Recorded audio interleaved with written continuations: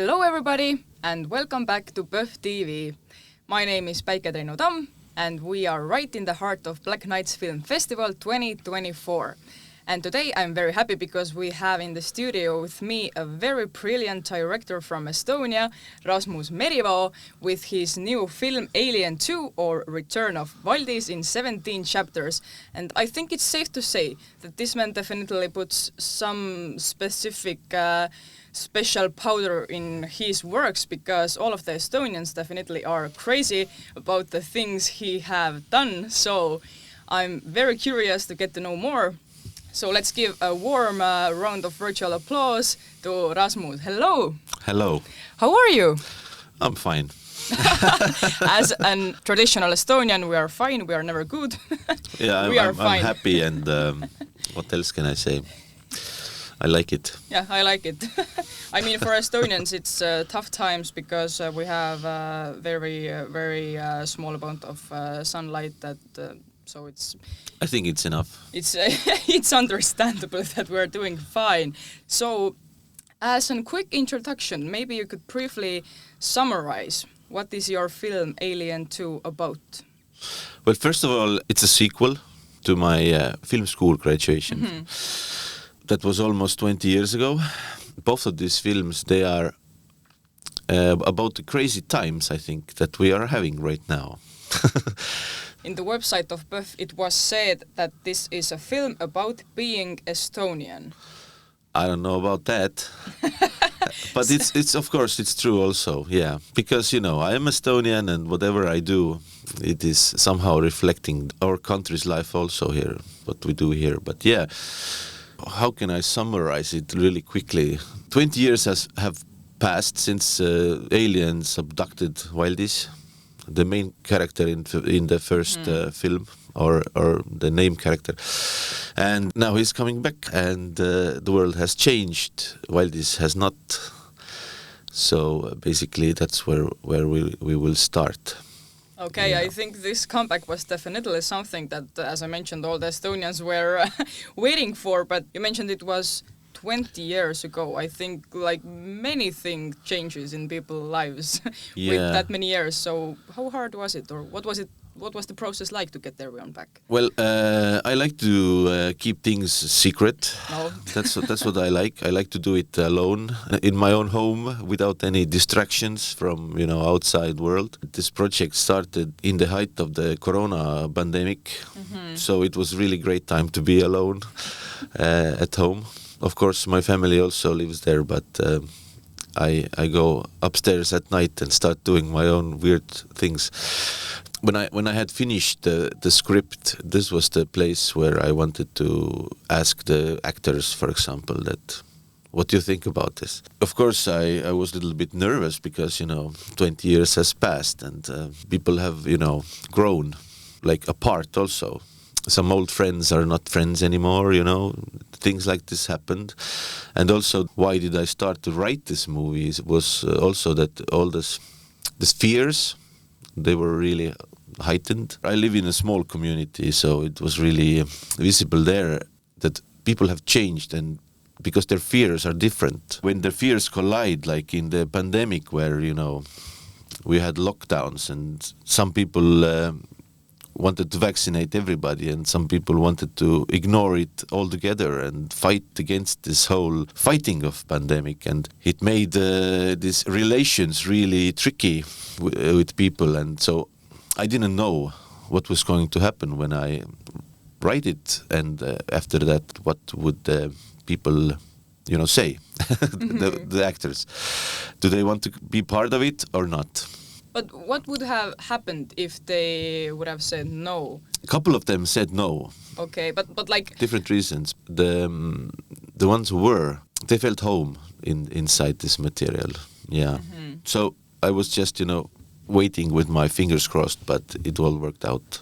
Yeah, because I think it's safe to say when, like, for example, the main character, Valdis, the actor Märt Avandi would have changed, it would have... an effect on the film. For example, I don't know, Home Alone films, everybody noticed when they changed the main character. Of course, yeah. And it was a hot topic, so... But luckily, this project, I wrote it. I hadn't sold it, the idea. That meant that if I write it, I get it out of my system, and if nothing works, then we don't do it. There was no like pressure for me to write something that would be, a sure thing or something like that. So it was like, if nobody comes, this project is not meant to be. That made it easier. It wasn't like that I already got the money and now I have to deliver and there, fight the problems. So yeah, it was like, do we do it or shall we not do it? So we did it. Okay. I mean, you have a pretty much good actors, so they all have to play, I would say, also pretty strong and like sometimes even cruel characters. So you as a director, do you know how did the actors get into characters? Of course, I watched them. But when I write to specific actor or actress. I have to have in my head this the person I'm writing it to. So when something changes, for example, if the actor changes, I have to write it according to this new one. These characters that are in my head, they are not, in real life. So the actors never do it the way I imagine it. It's always different, and it's always like this. You have to get it in this kind of moment. So how did they get into character? For Valdis, it was like this when we put on the costume. It already started to, because 20 years has passed, But when they cut his hair, then something happened to him, and he became this other person, like possessed with the spirit of Valdis or something like that. So this was really fun to see, because you just shave the head and then it's ready, and then we started, and then it was. But it's really interesting to see how actors get into these roles. And for example, Päts, who was played by Ago Anderson, he was looking for this like a one line that always gets like the character doors open for him, and we found it in the first day when we see him the first time, and he asks like this, please give me a cigarette.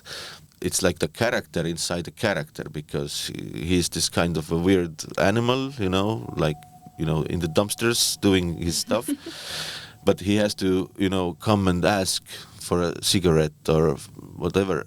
This was something that he used every time we went to shoot. He like before the shoot he was like he had like couple of seconds, and he would do it somehow, and then he changed completely to this guy, and then he came out of it after when it was cut. Yeah, I mean. Yeah.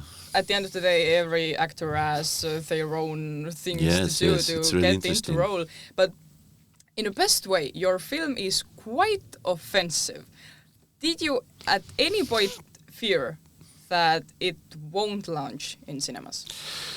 Filmmaking is like a long process, and you have time to think of all the fears of your own also in this kind of process. But it wasn't like a bold thing to do for me. I did not have to fight with my own fears, because it was the completely other way. I was exploring the fears of other, all the communities, because there are people who are afraid of one thing, and there are people who are afraid of the complete opposite. And my job was to put all these fears together to make these fears act.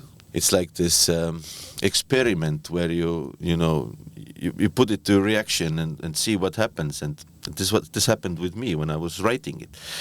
Of course, when I was writing it, and these things, they open up, and when the character of Jarmo in the basement started to tell Valdis who is to blame for this situation, I did not know that at the moment.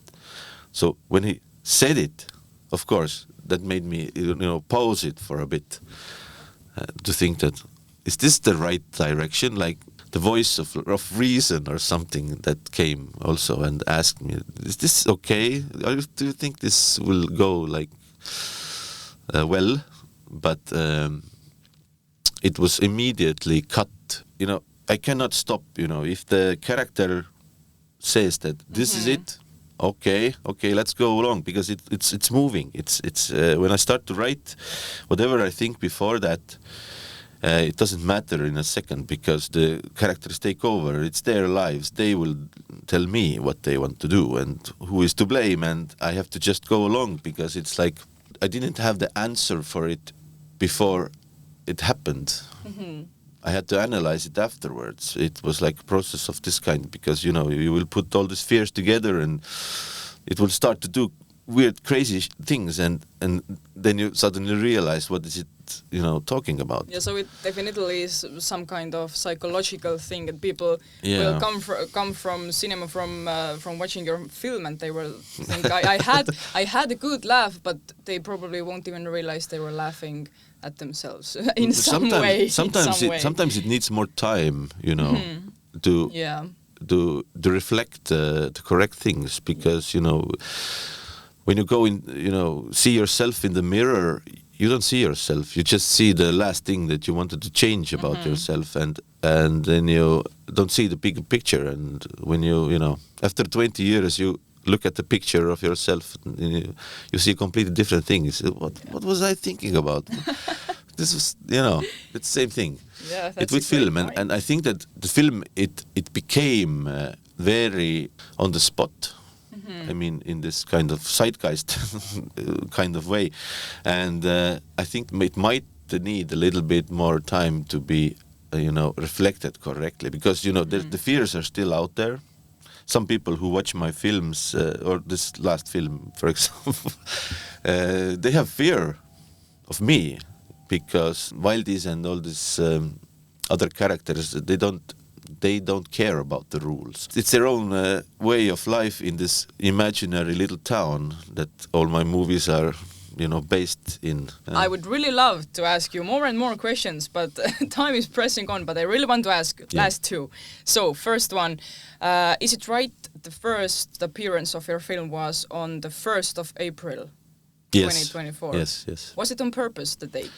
We were at this point that we had to choose this date, whatever it was, because, you know, in Estonia, the movies that are, you know, coming out, it's not good to put them together, you know, because, you know, people have to choose, and you don't get, you know, there's so little people here. We have to be really careful not to step on each other's toes. Yeah, there will be this Barbie and Oppenheimer moment. We don't care about these, yes.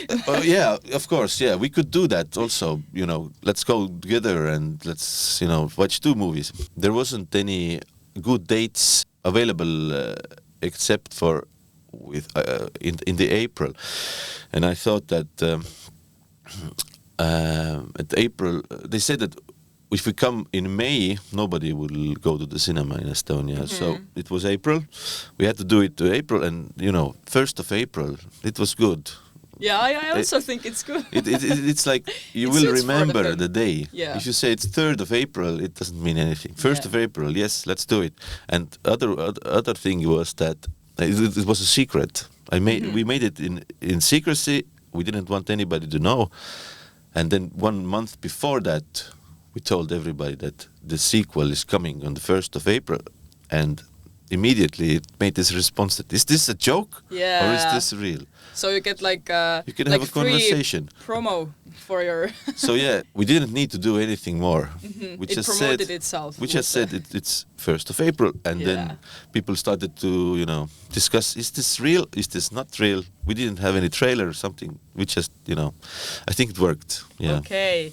And my last question for you, I think every Estonian wants to know, what is the likelihood of there being a 3rd film about Valdis? Well, you know, 2 is made.